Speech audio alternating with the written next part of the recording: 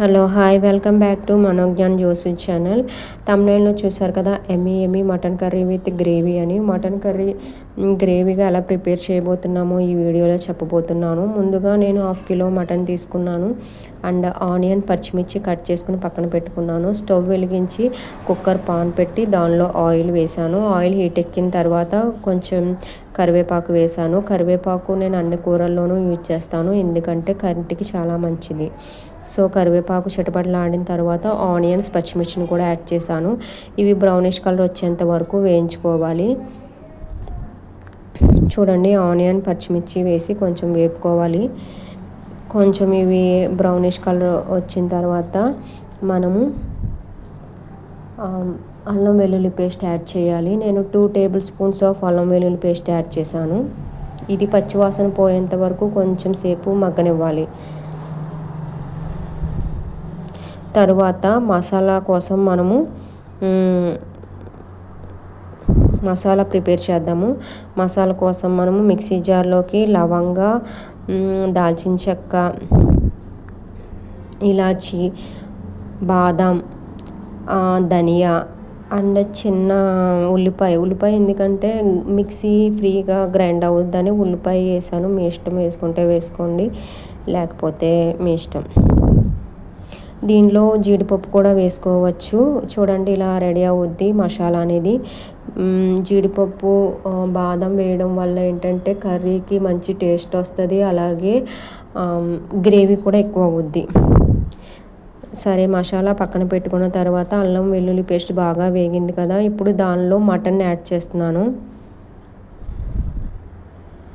Mutton అంతా add చేసుకున్న తర్వాత కొంచెము ఒకసారి కలుపుకొని కొంచెం సాల్ట్ వేసుకోవాలి. సాల్ట్ వేయడం వల్ల మనకి పీసెస్కి సాల్ట్ అనేది పట్టుద్ది. సాల్ట్ లాస్ట్లో వేయడం వల్ల పీసెస్కి సాల్ట్ పట్టదు, ఓన్లీ కర్రీలోనే జస్ట్ ఉండిపోద్ది. పీసెస్కి పట్టాలంటే ముందుగానే ఇలా సాల్ట్ వేసుకోవడం మంచిది.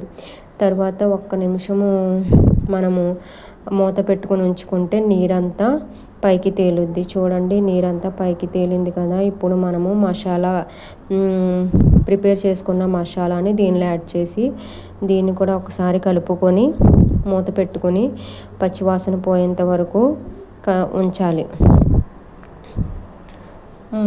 పచ్చివాసన పోయిన తర్వాత పసుపు, కారం నేనైతే 2 టేబుల్ స్పూన్స్ ఆఫ్ కారం వేసాను. మీ ఇష్టం, మీకు సరిపడినంత వేసుకోండి స్పైస్ని బట్టి.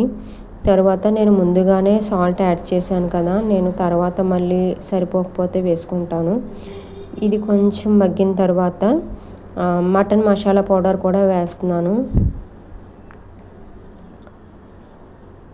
ఒకసారి కలుపుకోవాలి. కలుపుకున్న తర్వాత వాటర్ యాడ్ చేయాలి. వాటర్ 1 గ్లాస్ ఆఫ్ వాటర్ వేసాను. చిన్న గ్లాస్ తోటి వాటర్ యాడ్ చేసి లిడ్ క్లోజ్ చేసుకోవాలి. కుక్కర్ విజిల్స్ 4 or 5 విజిల్స్ రావాలి, మటన్ కర్రీ కాబట్టి. తర్వాత కుక్కర్ విజిల్స్ వచ్చిన తర్వాత ఓపెన్ చేసి చూద్దాము. ఓపెన్ చేసి చూస్తే కర్రీ అనేది ఇలా ప్రిపేర్ అయ్యింది. ఇంకొంచెం వాటర్ ఉంది. ఇప్పుడు మనము కోరియాండర్ వేసుకుందాం. దీనిలో మంచి టేస్ట్ వస్తుంది కదా. కడిగి పెట్టుకున్న కొత్తిమీరను కూడా యాడ్ చేయాలి. అంతే, మనం మటన్ కర్రీ అనేది రెడీ అయిపోయింది. Emmy mutton curry ready. Thank you. Please subscribe my channel.